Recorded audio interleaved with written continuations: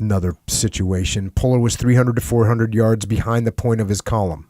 The first salvo of Japanese fire burst just in front of him. For the first time in his combat career spanning 23 years, his luck ran out under enemy fire. He was blown from his feet by a spray of flying metal. Shell fragments has torn his legs and lower body, and he was bleeding freely.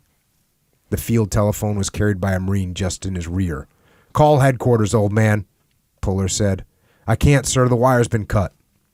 The colonel struggled unsteadily to his feet and tried to help the communications man repair the wire.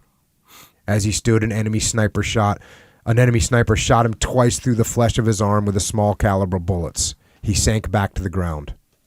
Sergeant Pennington had come up by now, and he helped Shepard lift Puller into a poncho and get him off the ground to avoid tetanus infection. Shepard bent over Puller. "Are you able to stay in command, sir?" "Yes, of course I am. I'll be okay. I can't leave these men." "May I call for artillery fire if I can get radio or phone working?" "Yes, if you know how." Men shoveled out a foxhole for Puller and lowered him into the poncho. The telephone was placed in the hole with him, and when the line was repaired, he cradled the phone in one arm and talked with headquarters. Pennington listened as he discussed a mortar barrage across the river the next morning and the launching of a dawn attack.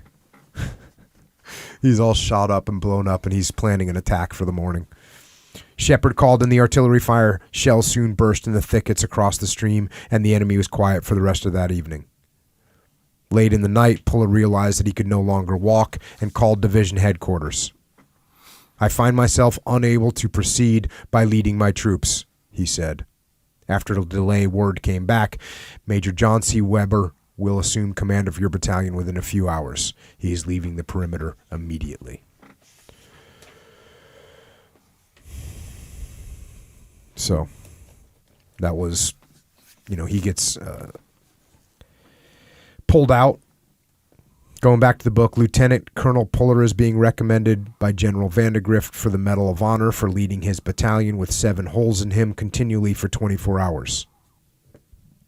So he got recommended for the Medal of Honor. This did not develop, but the division commander, in addition to commending Puller's battalion for its perimeter defense and putting in for a 3rd Navy Cross for its commander, also wrote, "I have known Louis Puller since 1919. He was one of the best combat patrol officers I knew, just as he is an outstanding officer today. He did a wonderful job with his battalion on Guadalcanal in every phase of the operation.